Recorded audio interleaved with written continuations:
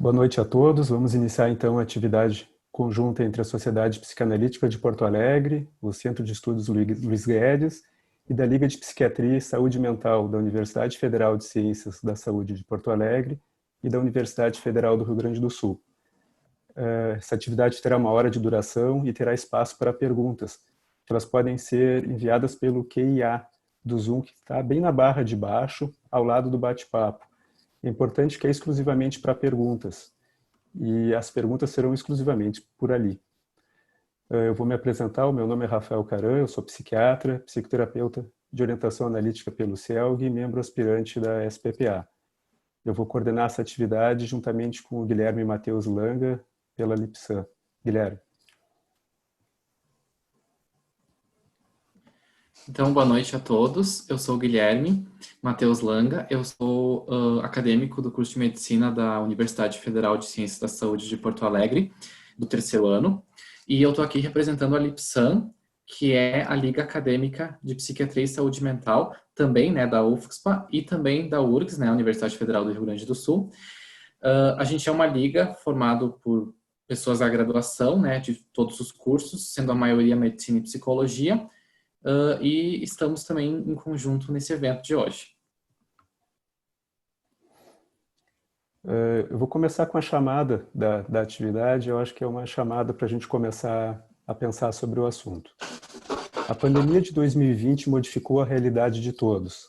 Além da ameaça à vida, que necessariamente está no centro dos debates, sofremos um impacto do isolamento social em nossas formas de viver e obter prazer por um tempo superior ao inicialmente esperado.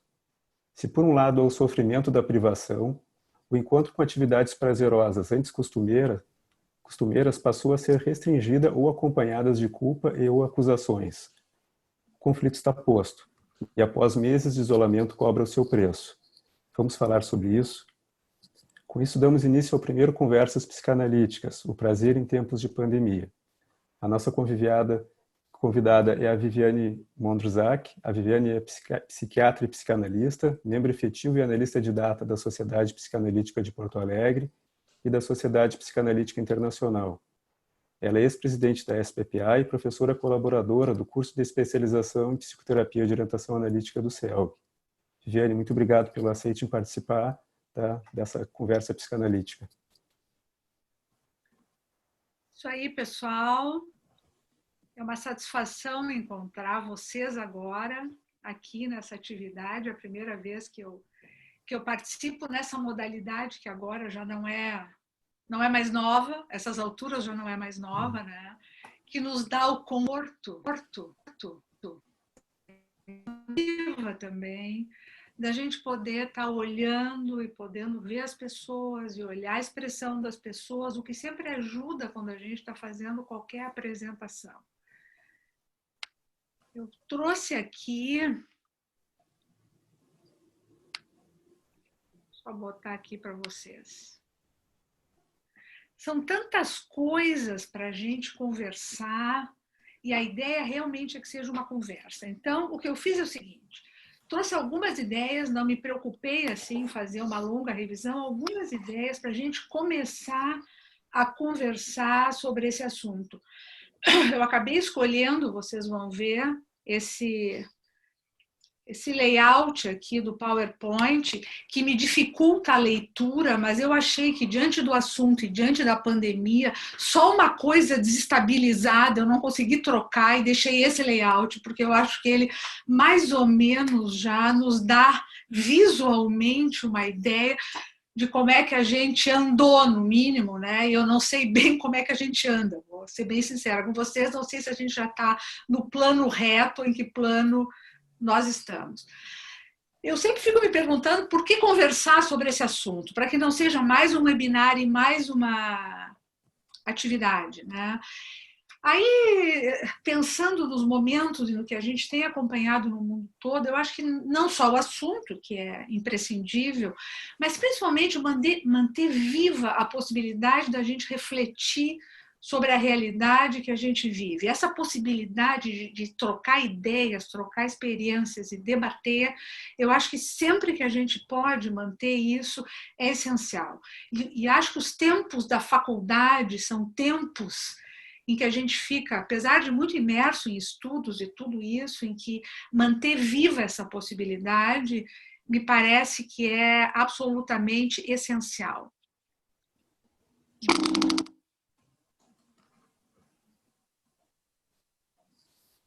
Tá.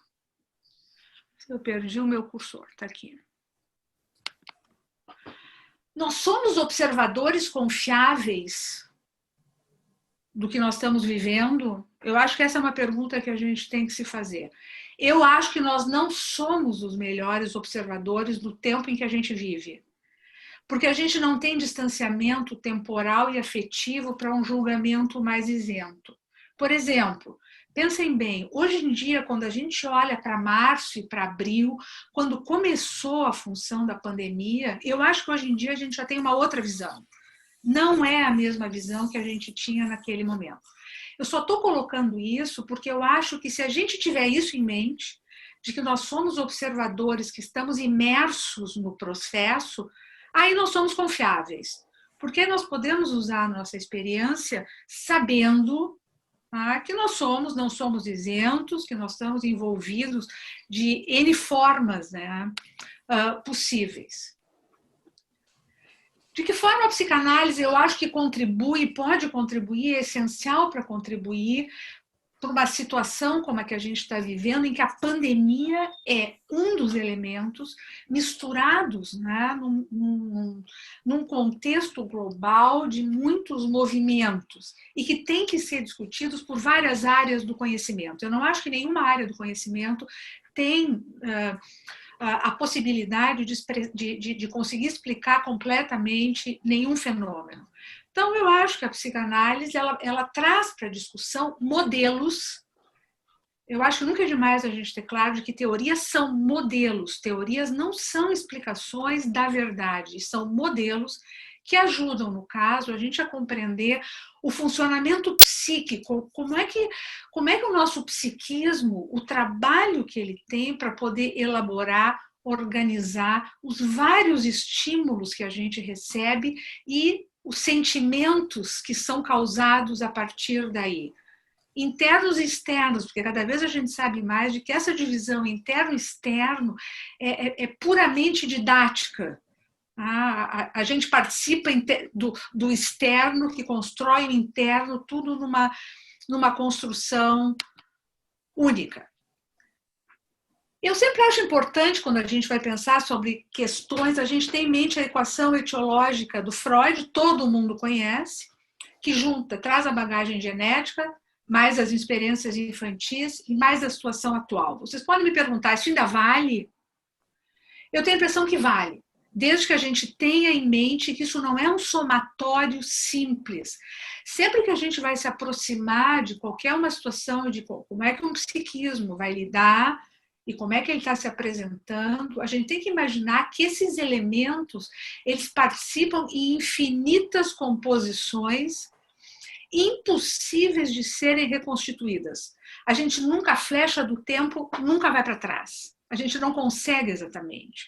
A gente pode imaginar possibilidades. Então, acho que esse somatório é importante, porque cada psiquismo, dependendo já da bagagem que traz, do que pode ser desenvolvido das primeiras experiências e de qual é a situação da vida do momento, ele vai ter maneiras e recursos diferentes para poder enfrentar as sobrecargas da vida. Para alguns psiquismos, o término de um namoro é traumático, pode ser absolutamente traumático, realmente, e desencadear sintomatologia.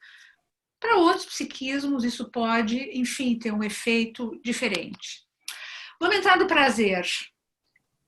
Eu coloquei aqui, porque como vocês veem, são tantos termos: satisfação, felicidade, alegria, prazer. Não vamos nos deter agora, né, e entrar em detalhes exatamente, mas eu acho que esse número de termos já mostra Viviane, não está passando o PowerPoint. Isso, não agora tá? que falasse, não está passando ele. A gente está com a tela, com a primeira tela. Será Grayson, para mim está aparecendo aqui.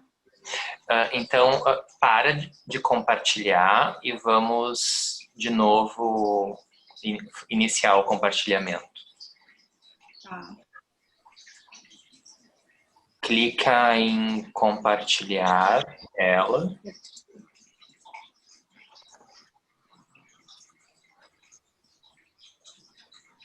E agora? Agora está no slide prazer. Isso. Passa um e volta outro para ver se está passando. Tá? Mudou? Não. Não. Agora mudou. Agora foi para prazer e desprazer. Mudou de novo. Tá atrasado, então. Tá mudando agora. Agora tá mudando. Prazer. Qual é a primeira associação que a gente faz com prazer? Sexo. Se a gente vai para o Google e põe prazer, primeira coisa, imagem, não sei o que, é sexo. Isso não é muito surpreendente, tá?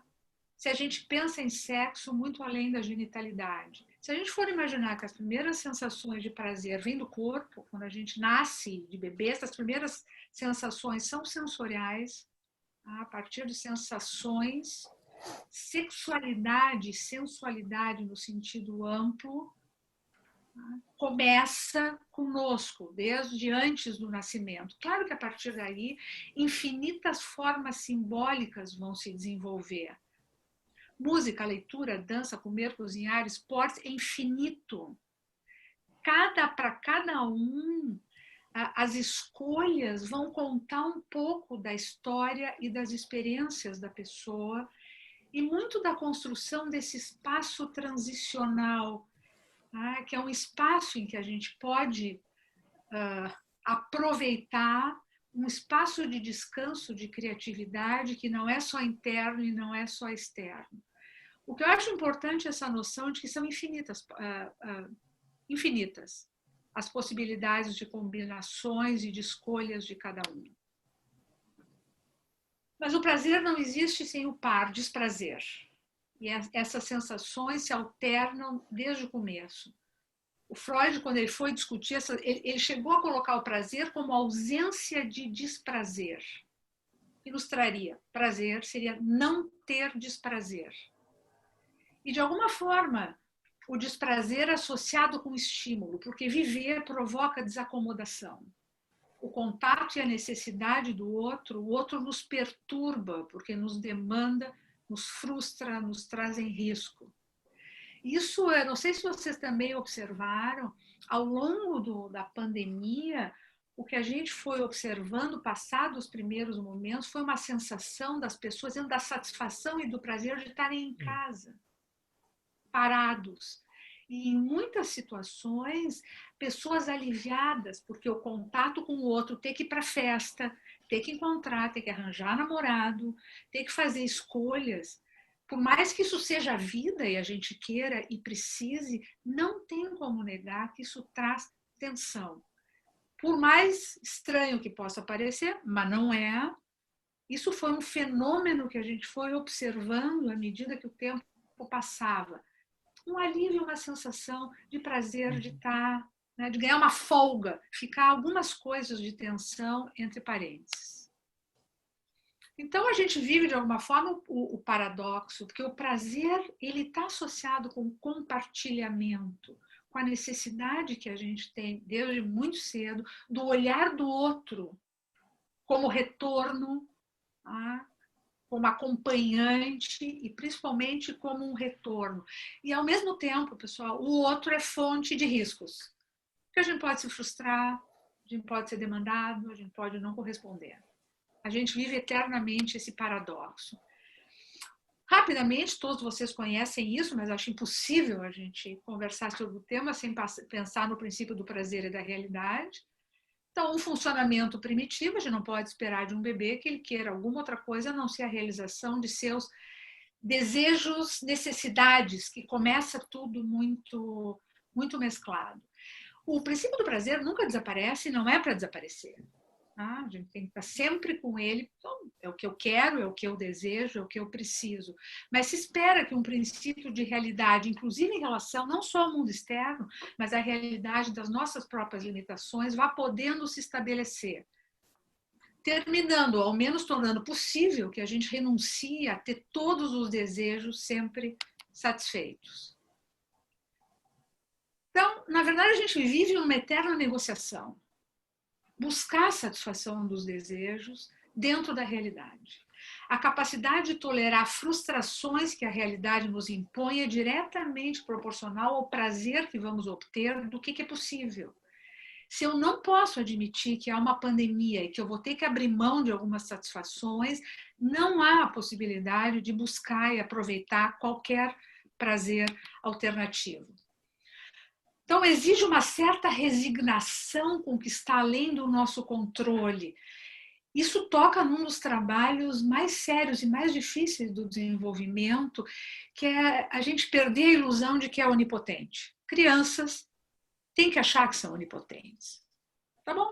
Não pode se exigir de um psiquismo imaturo que possa entrar em contato com todas as questões da realidade. Seria demais. Então, é essencial que, para o prazer, a gente possa perder parte da ilusão da onipotência. E dessa plasticidade, dessa negociação do psiquismo, vai depender, né, o quanto nós vamos ser felizes. Em infinitas construções, não é igual em cada época da vida, nem em cada camada da sociedade. Por exemplo, eu acompanhei, não é prazer, é satisfação, mas de alguma forma, dependendo da idade, a pandemia, como vocês podem se dar conta, por mais que ela seja democrática, de que ela pegou todas as classes sociais, ela não é igual e ela não trouxe a mesma situação para faixas etárias diferentes. Foi diferente. Cada faixa etária tem recursos e necessidades diferentes que vão ser mais ou menos, enfrentaram maiores ou menores limitações. Para uma criança pequenininha, estar em casa com a mãe e com o pai é pouca limitação, vamos imaginar assim. Para um adolescente que vai sair, que precisa desse contato social, foi bem maior. Para pessoas mais velhas que moram sozinhas, outro tipo de privação. Para pessoas de vulnerabilidade, para pessoas mais pobres, risco de perder emprego, manter emprego é quase uma satisfação orgástica, vocês entendem? No sentido de que aquilo é essencial. E aquilo tem um efeito que é incomparável, se a gente imaginar, para outras classes sociais. Então, a gente sempre tem que ter essas diferenças, sempre levar isso em conta. A nossa cultura ocidental, ela tem uma idealização da felicidade e do prazer. A gente tem que saber, e a gente tem que poder ter isso presente, do número de objetos e excitações que a gente necessita para ser feliz. É muito difícil ficar quieto, a gente tem que estar sempre fazendo alguma coisa, aprendendo alguma coisa, conseguindo e não sei o que, e tendo muita satisfação, e tendo muitos prazeres, né? E a gente tem uma evitação fóbica de tristezas. Ninguém quer ficar triste, eu não acho que seja bom, mas é que é inevitável. E nós vivemos imersos numa cultura com baixíssima tolerância e com uma alta expectativa em torno do que é ser feliz, permanentemente contente, gozando e aproveitando. Pandemia e princípio da realidade. Isso é uma coisa interessante, porque essa pandemia, o que é o princípio da realidade em relação à pandemia? Como o vírus foi muito desconhecido, começou e nos pegou de surpresa e cheio de paradoxos, ele deu espaço para interpretações e leituras muito diferentes, bem e mal intencionadas. Discussões, precisa fazer lockdown, não precisa. Um diz que sim. Vocês devem ter acompanhado, era quase impossível, tinha 1000 recomendações. Vocês estão conta, não é um princípio da realidade claramente estabelecido. Tem uma pandemia? Tem, não pode ser negado. Agora, é diferente, para uns pega mais, para uns tem mais risco. Mas tem mais risco para mais velhos, mais jovens também podem e morrem. Muito difícil essa organização de qual é a realidade, até onde a gente pode ir, o que a gente tem que se restringir. Aquela função que é dos pais de ajudar a criança a perceber perigos, isso os pais têm que fazer, a gente ensina as crianças a terem medo para poderem se proteger, mas tem que deixar espaço para experimentação e autonomia. Então, esse processo todo, em todo mundo, mostrou muitas falhas, no sentido de que governantes, de maneira geral, discutindo, debatendo, com opiniões, às vezes, absolutamente contrárias e dando uma sensação maior de desamparo e de o que é princípio da realidade de fato. Só para vocês terem uma noção, se hoje em dia até a circularidade da Terra pode ser questionada, nós estamos vivendo num tempo em que o princípio da realidade está com dificuldade de que a gente possa estabelecer ele. E acho que essa pandemia foi muito clara, ela deu uma desorganizada, com boas e más intenções, vocês entendem? Tem pela própria situação e usada depois para N finalidades, tá, pessoal? Então, isso como introdução, algumas ideias para que a gente possa, então, começar a conversar. Não, ótimo, maravilha, Viviane. Muito obrigado. Eu acho que a gente pode passar para as perguntas. O Grayson colocou no chat geral ali que está liberado as perguntas através do QIA, que ele está presente na barra embaixo ali junto com o bate-papo. Então, façam perguntas e a gente vai lendo aqui, vamos conversar e bater papo. A Lipsa tem perguntas, o Guilherme já me falou que tem, e a gente pode começar com as perguntas da Lipsa, que foram feitas a partir do stories do Instagram, né? Uhum. Eu queria fazer só antes delas um comentário, que eu achei interessante essa parte da questão que como foi diferente em cada faixa etária, em cada camada social, o impacto da pandemia. Porque, por exemplo, eu li outro dia no jornal que, estatisticamente, as crianças são a faixa etária que mais cumpriu o distanciamento, que mais se manteve distanciada. Mas aí eu fiquei pensando o quanto isso podia ser mal interpretado, porque elas não quiseram se manter distanciadas e fechadas em casa, elas foram impostas por isso. Diferentemente das outras faixas etárias, né, que têm um poder de escolha, de querer ou não, principalmente os adultos, né, de querer ou não ficar em casa. E as crianças, se fosse dada a liberdade delas de escolherem, muito provavelmente elas seriam uma faixa etária que menos cumpriria o distanciamento. Eu fiquei pensando isso depois. Interessante, Guilherme. Falo ou não? Sim, sim. Não, eu só quero aproveitar, já que nós estamos conversando, é interessante, tem muitas coisas que a gente ainda tem que observar e recolher dados para pensar. Mas é que as crianças, por mais que sejam difíceis, se os pais organizam e transmitem de alguma forma, as crianças estão amparadas nesse sentido. Tá? E é realmente impressionante como elas conseguiram. Esse dado é um dado bem interessante. Depende do amparo. Se pai e mãe organizam de uma certa forma, eu acho que dão essa contenção, que não é apavorada, que é realista.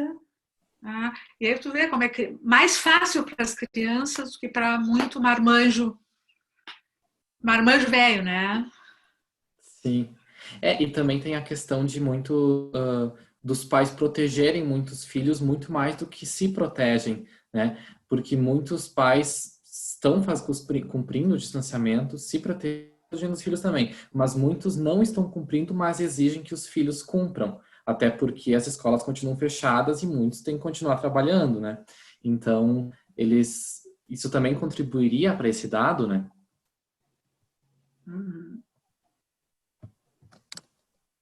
Tá, então, assim, o primeiro tópico que a gente já havia separado, né, a gente faz justamente de encontro com aquela ideia inicial da pandemia ser a realidade e as regras de distanciamento, as recomendações de autoridades seria exigências dessa realidade, desse mundo real.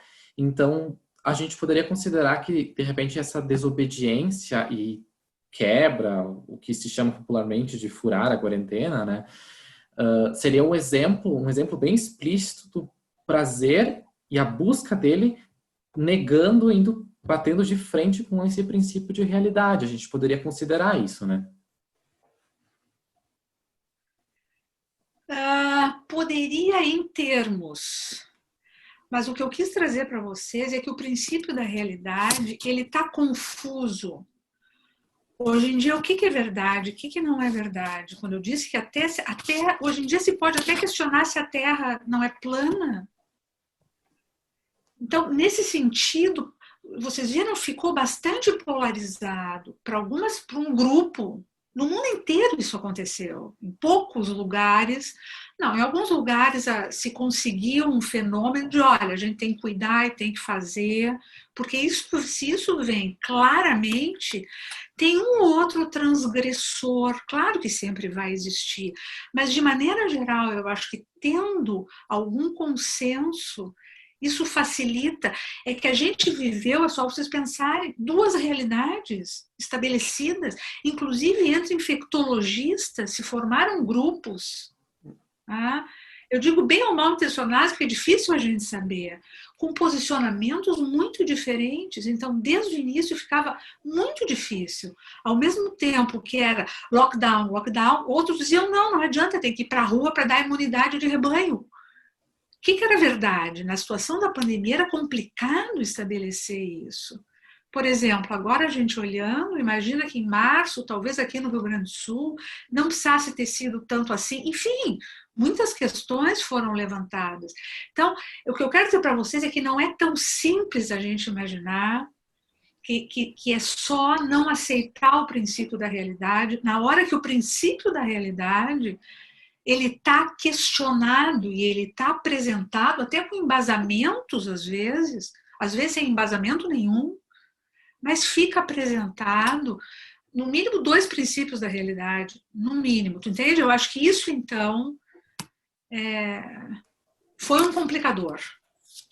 Então, eu acho difícil a gente imaginar que todo mundo que transgrediu, ou que não ficou, ou que saiu, ou que se expôs, só estava em busca do prazer. Tá? Eu só estou tentando que a gente possa abrir e não colocar necessariamente como sendo essa a explicação. Concordando contigo, Viviane, pensando nessa situação, né, como foi desde março e como as pessoas, em fases diferentes do tempo, elas aceitaram mais ou menos o isolamento. No início, a gente, aqui no Rio Grande do Sul, aceitou mais do que depois, né? Houve um aceito inicial, então foi algo feito também pensando, com pensamento, não só baseado no princípio do prazer, mas em escolhas dessa realidade que era diversa realmente. Além do desconhecimento do próprio Covid, tinha inúmeras informações e desinformações no meio, então era difícil. E fazendo eu acho que o que facilitou, inclusive aqui no Rio Grande do Sul, a gente tem uma cultura, eu acho que diferente, mas o que facilitou é que fazia sentido. Havia uma certa unidade nas orientações. Nessas horas é como se a gente formasse. A gente, de alguma forma, regride. Se espera que governantes tenham uma função também de dar um respaldo, de poder dar. Se é mais coerente, é mais fácil. Eu acho que a gente aceita melhor. Estou falando em termos gerais, pessoal, com infinitas variações, mas em termos assim, facilita. Entra na questão Facilita do se amparo, privar. Facilita se para os privar. adultos. Porque os adultos estavam desamparados. Pensando na pergunta do Guilherme sobre as crianças, a gente vê no consultório, conversando, que crianças filhas de pais que estão se sentindo mais amparados ou estão mais tranquilos, elas estão mais tranquilas também. E a tranquilidade dos adultos era bastante variável, né? Teve semanas mais tranquilas, outras bem menos tranquilas, e E isso também tem a ver com as notícias e com a quantidade enorme de incertezas que foi 2020, né? Que foi uma grande quantidade de incerteza e uma necessidade de adaptação de todo mundo. Com essa desinformação geral do princípio da realidade, ficava mais difícil. Era muita E você sabe desinformação. uma coisa que me incomodava muito no início era o seguinte, estava aquela coisa de cabeça para baixo, ninguém sabendo direito o que era, e começou uma certa pressão de que a gente tinha que pensar, gerar informação, estar disposto a fazer coisas, criar. Vocês entendem? Como se fosse uma pressão, como se não houvesse. Em seguidinha começou isso.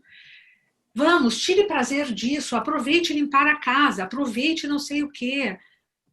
Como uma pressão, claro que é por ansiedade, que não dá tempo para aquilo. Não, a gente estava cansado, meio perdido. Essa pressão para já sair produzindo, fazendo, tirando conclusões. Eu não sei se vocês sentiram isso, mas eu observei, era uma angústia assim. Agora como eu gosto de varrer a casa. Não precisa adorar varrer a casa, não precisa sofrer horrores, pode até ser divertido. Mas esse tipo de pressão, que eu acho que é por angústia, que procura negar que a gente precisa de tempo, o psiquismo ele precisa de espaço para poder trabalhar tudo isso. Então, essa exigência para que a gente seja também criativo, produtivo e não sei o que, é terrível. Eu acho que sobrecarrega e não nos dá um tempinho. Vamos sentar a bunda um pouco, sabe? Vamos esperar um pouco, vamos deixar as coisas se mexerem, vamos nos permitir ficar impactados um pouco, ficar um pouco perdido, ficar ansiosos, se permitir um pouco sentir tudo isso. Por mais que seja desprazeroso. Nós estamos com várias perguntas aqui. Acho que a gente pode ir intercalando, Guilherme. O que te parece? Sim, podemos.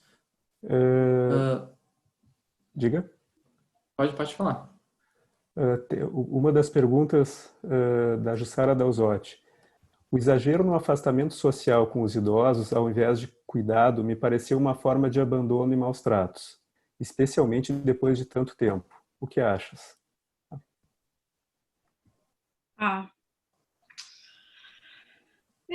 O que eu vou dizer para vocês? Em termos de velhice, todos nós somos um pouco fóbicos e temos dificuldades, e eu volto a dizer, a nossa cultura ocidental é uma cultura que não lida bem com perdas. Velhice traz perdas, traz lembrança de finitude e perdas. A nossa cultura, ela de maneira geral, ela não acolhe isso, ela não inclui isso no circuito da vida. Então, eu acho que sim, eu acho que ficou uma coisa preconceituosa. Eu me lembro da orientação de uma linha de infectologistas que dizia o seguinte: não é justo que toda uma camada de jovens sejam privados para poupar os velhos. Então, os velhos ficam em casa e os jovens não tocam a vida. E pronto, e os velhos ficam em casa. Tem uma lógica nesse raciocínio, vocês entendem? Tem. É que o diabo dessa pandemia, por esse lado, ela cortou com todas as lógicas. Porque ao mesmo tempo em que isso tem algum princípio, pessoas mais velhas são mais suscetíveis, também começou a mostrar que não terminava aí o assunto. Mas eu acho que sim. A Jussara estava perguntando, eu acho que em alguns momentos isso serviu de álibi para estabelecer uma certa divisão e para realmente ficou virado em maus tratos. Tinha toda uma outra linha que mostrava que não, é um conjunto de elementos em que todos participam, mesmo os que têm menos risco, participam dentro de um conjunto, porque são populações inteiras, na verdade, ameaçadas, né?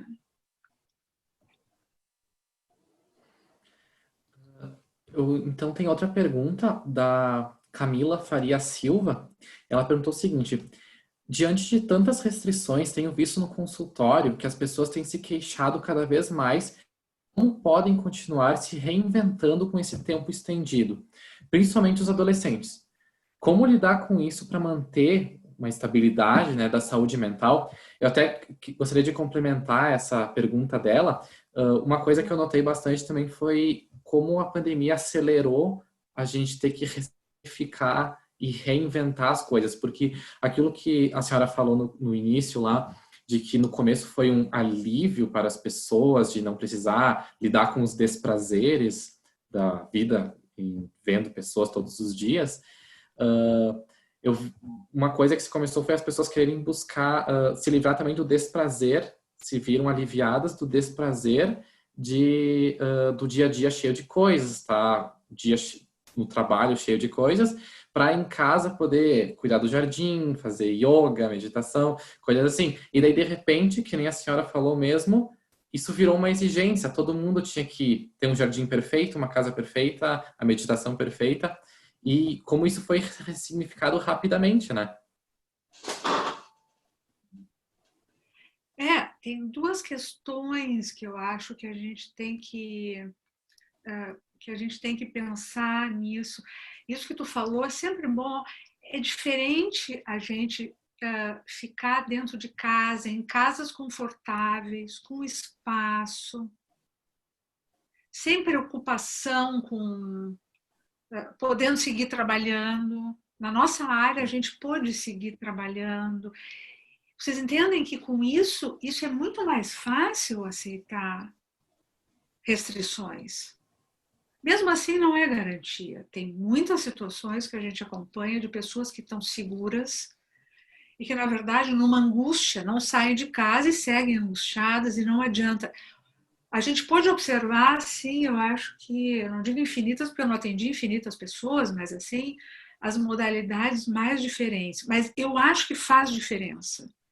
Do que tu tá num espaço pequeno, várias pessoas tendo que conviver e dividir, e preocupada, e sem dinheiro. Eu acho que o grau de peso e de sobrecarga é muito diferente. Agora, pessoal, como é que a gente responde? Que a gente vai conversar com adolescentes? A adolescência é uma época de transgressão. Faz parte da adolescência algum grau de transgressão. Então, não adianta a gente querer esperar de um adolescente, inclusive se um adolescente está muito assim, muito e não pode isso e não pode aquilo, nem é o esperado. Uma das questões que eu acho que mais importantes nessa história toda é aproveitar para desenvolver algum grau de solidariedade. De que, na verdade, o cuidado que cada um tem é consigo, mas não é só consigo. É com um coletivo maior, nesse caso. Isso ajuda com adolescentes, dá uma certa ajuda, né, para poderem entender um pouco da restrição, mas eu acho que a gente tem que trabalhar com algum espaço para transgressão. E principalmente com adolescentes, sim, mas com qualquer paciente, a minha ideia é que cada um construa algum tipo de balanço entre abertura e limitação. Abertura, qual é o risco que eu estou disposto a correr, sem negar. Não dá para negar completamente. E não dá para ficar numa evitação fóbica. Qualquer um desses extremos, me parece que não dá conta da realidade. E acho que as combinações entre esses elementos, a melhor forma de cada um construir, nesse momento, estou falando para vocês agora, teve um primeiro momento, a gente tinha que ficar dentro de casa, até para dar tempo de respirar um pouco, né, e ver o que ia acontecer. Nesse momento, eu acho que a construção, uma construção privada, que leve em conta o outro, que leve em conta a realidade e os riscos, e que se construa, né? No meu trabalho, eu não tenho um molde para isso. Eu não, as pessoas vão construindo agora. Negar completamente não dá, né? Também não. Não podemos. Tem uma pergunta da Antônia Leonardo que vai nessa linha, ela é interessante, né? Até que ponto transgredir o isolamento não é um movimento de vida? Pessoas idosas, famílias que não se veem há 6 meses. É interessante nesse sentido. Tem um dado nós fizemos uma pesquisa, todos que participaram receberam dentro do link de confirmação, do e-mail de confirmação, uma possibilidade de participar da pesquisa por um link, né? E uma das perguntas diz assim, ó, o que foi mais difícil de abrir mão? E as respostas mais comuns foram interação social, o contato com familiares e amigos, com 73% dos respondedores, né? A gente teve 60 respondedores de 350 inscritos. E a segunda, atividade de lazer em geral, como viagens, academia, esportes e restaurantes, com 17%, é uma diferença enorme nessa questão da interação social. E uma outra pergunta, quando perguntado sobre o que não abriram mão, mesmo sabendo dos riscos, as respostas mais comuns foram interação social, de novo, com 28%, depois trabalho, 21%, e depois atividade física também, 21%.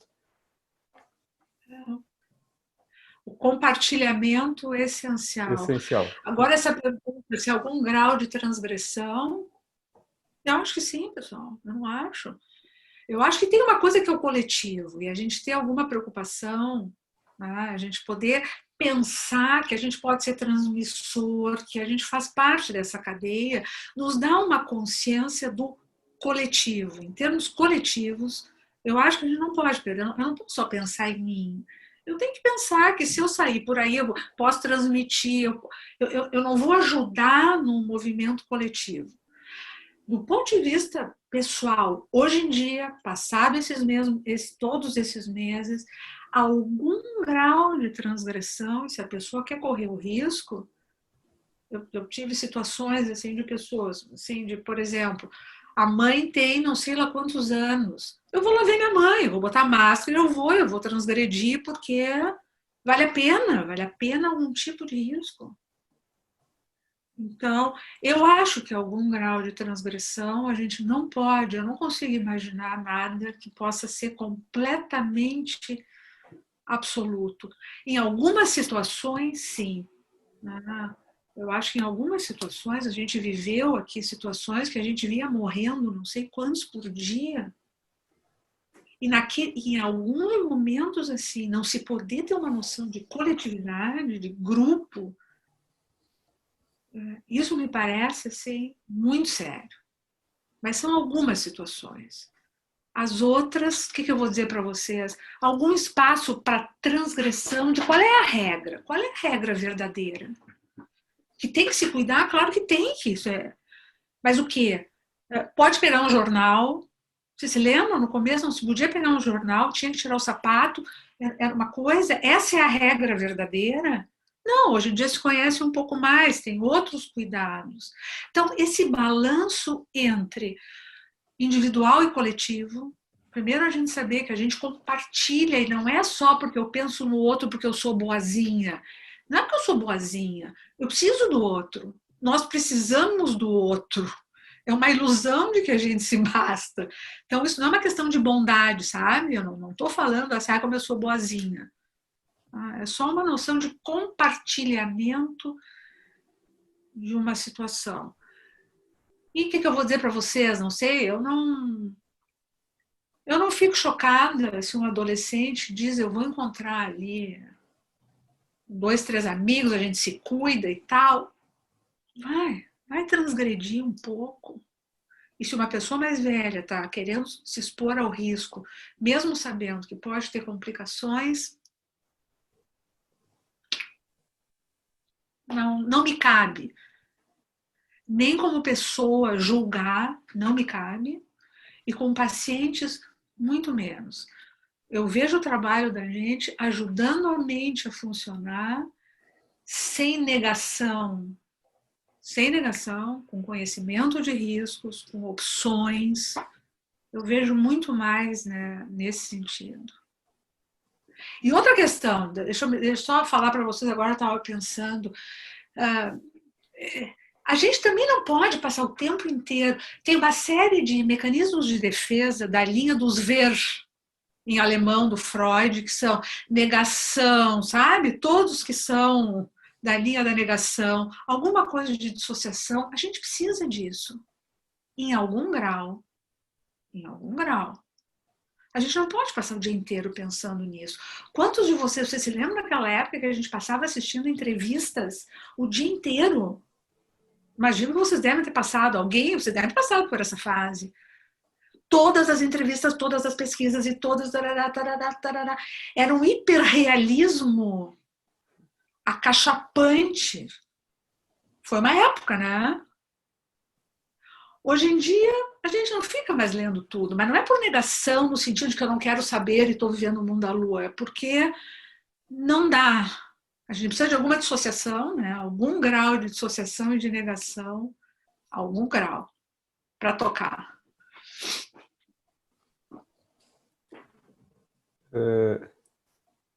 Guilherme, tem uma colocação para ti aqui. Não sei se tu visse da Sônia. Eu posso Sim, ler?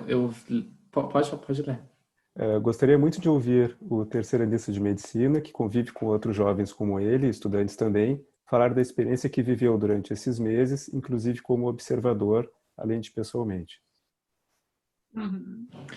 Então, nesses meses, desde que a gente começou, eu, pelo menos na minha turma da faculdade, né? Para quem não entrou depois, eu sou do terceiro ano da medicina da UFSPA, né? A gente ficou meses paralisados, né? A gente voltou agora em agosto para ter aulas totalmente à distância. Mas o restante do tempo de março até o final de julho ficou tudo paralisado. Então, isso de ter que se reinventar, encontrar novas coisas para fazer, foi uma coisa muito, muito marcante lá no começo. Eu vi gente aprendendo novas línguas, gente aprendendo yoga, como eu falei antes, gente fazendo cursinhos online para residência médica, coisas assim. Foi bem variado. E muita gente saindo, né, de Porto Alegre, da capital, indo para suas casas para ficar, justamente ficaram com muito medo de ficar isolados e sozinhos, gente que não, cujos pais não moram em Porto Alegre, né? Medo de ficar sozinho e assim, no momento que foi decretado que ia ser paralisado as aulas, de já ir voltar a ficar junto com seus pais, essa necessidade de estar com a família e de ver de perto o dia a dia da família foi o que falou mais alto, porque a maioria fez exatamente isso. Isso eu achei o mais marcante lá do começo. Não, é interessante essa pergunta, porque tu vê, o Guilherme traz uma visão, nós estamos aqui, acho que 3 faixas etárias representadas, né? O Rafael, o Guilherme e eu, e são vivências diferentes, e elas têm que ser diferentes, né? Elas têm que ser. Que bom que elas são diferentes, com uma base comum, que tem que enfrentar, né? E essa Eu vou história então da puxar. yoga... Não, diz. Não, pode encerrar, eu ia falar de outra coisa. Não, é que tu estava falando da yoga. O que a gente também observou em todas as piadinhas e coisas assim, aumento de, por exemplo, de bebida. As pessoas brincando que agora Sim. bebiam vinho todos os dias. Agora tu falou yoga e relaxamento. E me dá a impressão que foi uma tentativa de poder fazer o que às vezes, de novo eu falo, que na nossa cultura ocidental a gente não faz, ela é muito lógica. A gente tem ou costuma pouco trabalhar com afrouxamento de cadeias lógicas, alguma coisa que nos afaste disso e que nos aproxime de experiências que não sejam só da lógica. Não tem nada a ver com misticismo, não precisa ter nada disso. É simplesmente a possibilidade, né, de se desconectar um pouco só da lógica, que eu acho que tem até um certo ponto um efeito saudável, não só porque yoga é bom para o corpo, não só isso, né, mas com a gente recuperar, esse é um dos níveis do funcionamento mental, processo primário. Esse é um dos níveis importantes do funcionamento mental, indispensável para a gente usufruir música, leitura, qualquer dessas experiências, uma experiência estética, uma paisagem bonita. A gente precisa ter acesso a esse nível da experiência humana que não é só lógico, né?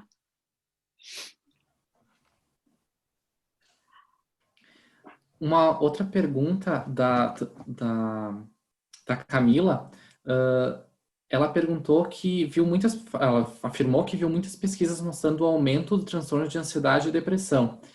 E ela também recebeu essas demandas, ela anotou essas demandas no consultório. Como podemos pensar esses transtornos impactados pela pandemia? E eu até gostaria de acrescentar que isso vai já une com a questão do aumento do abuso de substâncias, né? Muitos quadros se descompensando e justamente o próprio abuso sendo um gatilho para novas crises, muito mais nessa época, né?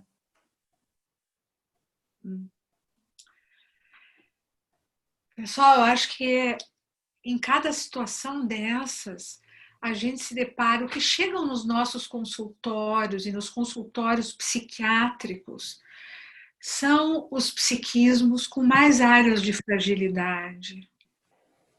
Os psiquismos com menos recursos, com menos opções de recursos para dar conta de ansiedade, de medo, principalmente, desamparo, ansiedade e medo. Essas pessoas não são psiquismos ambulantes, são pessoas. Essas pessoas são as que mais chegam nos consultórios. E para esses psiquismos, é uma situação de muitas sobrecargas. Se a gente pensa na equação etiológica, a situação atual termina tendo um peso. Se o psiquismo já tem fragilidades, essa situação atual entra como uma bomba. Então, tu vê, é a outra faceta, porque essas substâncias, e não estamos falando de alcoolistas ou drogaditos, necessariamente, porque aí nós estamos em outro território, mas isso que é usado, pode ser usado como medicação, como ansiolítico, né? É usado nesse sentido. Até uma certa medida, pode trazer algum relaxamento e uma ajuda, dependendo do psiquismo. Aí passa para anestesia, para negação da realidade. Então, eu acho que nos consultórios a gente lida a nossa amostra, né? Ela vem muito. E aí, pessoal, é isso: ansiedade, depressão. Se vocês forem pensar bem, a vida inteira a gente lida não com tantos sentimentos básicos. As combinações são infinitas. Medos de perder o amor, de estar sozinho, desamparo, raiva, ansiedade. A gente não lida com muitos mais sinais de que o psiquismo está sobrecarregado e não está podendo encontrar destino para esses sentimentos. Não sei se era bem essa questão, o que vocês acham, mas... A gente tem que reconstruir, como se a gente tivesse que ajudar cada paciente a ver que recursos ele tem. Imaginar um tecido como se o psiquismo fosse uma trama que precisa fortalecer. O que é fortalecer? Recursos. Quais são os recursos? Quais são nossos mecanismos de defesa para dar conta? Eu discutando e pensando na pergunta, me ocorreu como foi diferente nesses 6, 7 meses de pandemia, e desde o início da chegada da pandemia, porque ela chegou antes de chegar, né?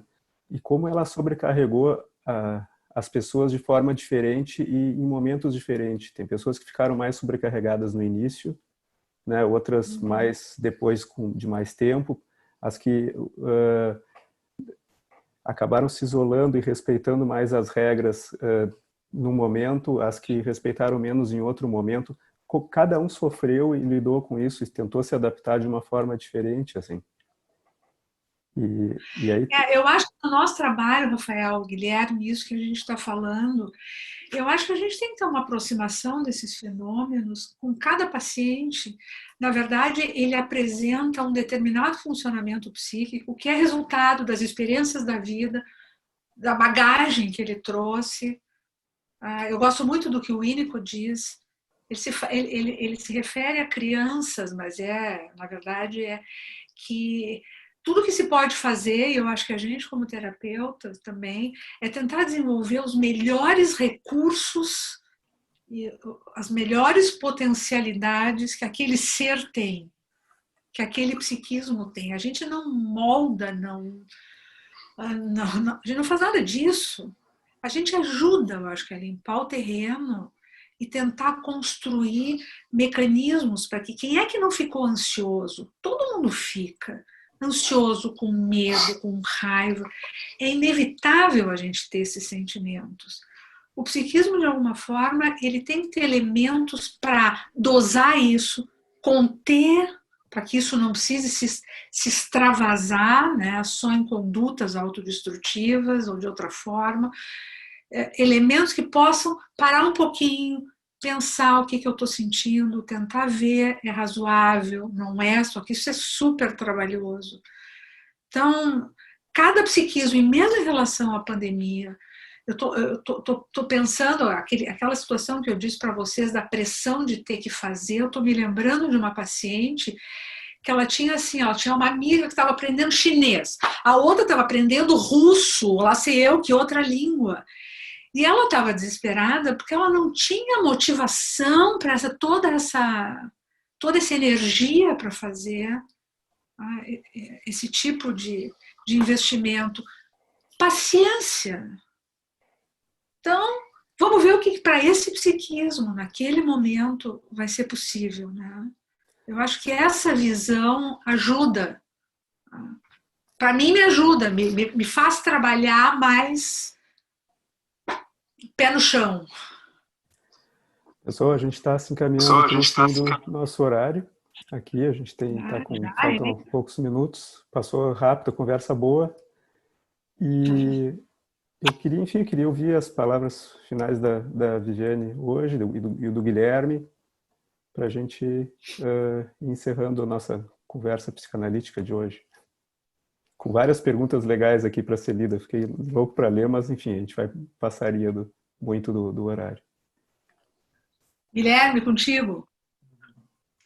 Então, como o Rafael disse, a gente recebeu uma lista aqui, uma chuva de perguntas, a gente já, até além dessas perguntas, a gente já teria uma lista de tópicos que poderiam se desenvolver, né, porque é um assunto gigantesco, que a gente não consegue chegar numa resposta única, né, a gente não consegue concluir o que exatamente, a gente não consegue falar em uma hora o quanto que a busca pelo prazer vai ser impactado em 6 meses de pandemia, né, global.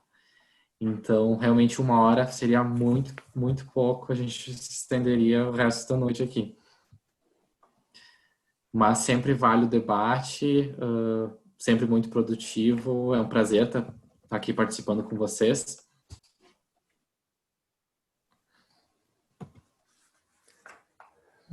Viviane, queres falar? Bom, pessoal, eu fiquei contente, eu queria que a gente pudesse conversar, eu queria que não fosse uma exposição, porque aí não. São tantas experiências, tá? São tantas experiências diferentes, e eu acho que isso deu para ficar claro, principalmente porque não tem uma coisa assim, né, que venha encaixotada de como deveria ser.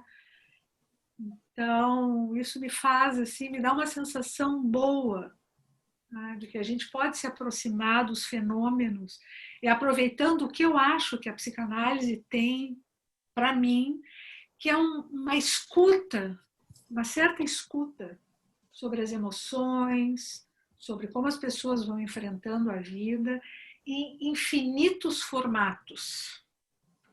Sem alguma coisa fechada, uma expectativa de como tem que ser. Então, quero agradecer muitíssimo para vocês e até uma próxima. Legal, eu fiquei muito feliz com essa conversa. Quando a gente conversou sobre a montagem dessa estrutura, a gente pensou em um bate-papo informal. Eu acho que a coisa foi por aí, né? E então eu queria agradecer a Viviane por ter aceito o convite e pela essa conversa, ao Guilherme pela parceria em montar toda essa atividade. Agradecer ao Celg pela uma parceria de bastante tempo também com a SPPA. E dar dois recados que podem ser do interesse de todos. Lembrar que a SPPA e o CIELG possuem centro de atendimentos, o psicanalítico e centro de atendimento psicoterápico, com preços acessíveis, caso alguém tenha interesse. Encontre os fones nos respectivos sites. E lembrar que as duas instituições participam do atendimento solidário para essa pandemia. E agradecer a presença de todos, desejar uma boa noite e, enfim, que todo mundo consiga ter o prazer possível dentro dessa pandemia, né? Uma boa noite a todos. Boa noite. Muito obrigado. Tchau.